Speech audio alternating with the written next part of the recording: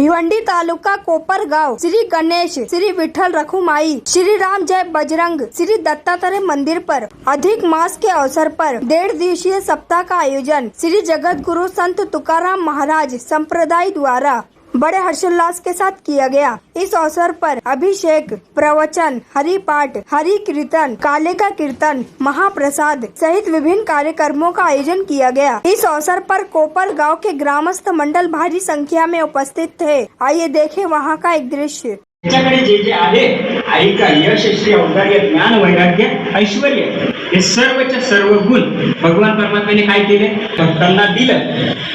भगवान परमात्मा जरी श्रेष्ठ असला तरी भगवान परमात्मा हेच सांगतो की माझा बोबडे श्रेष्ठ आहे। भगवान परमात्मा जरी श्रेष्ठ असला, लक्ष्मी मातेला विचारलं की आई साहेब प्रभू कुठे आहे?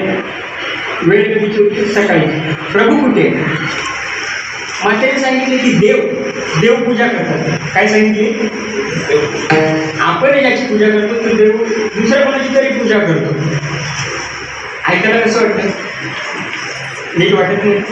देव पूजा करतो.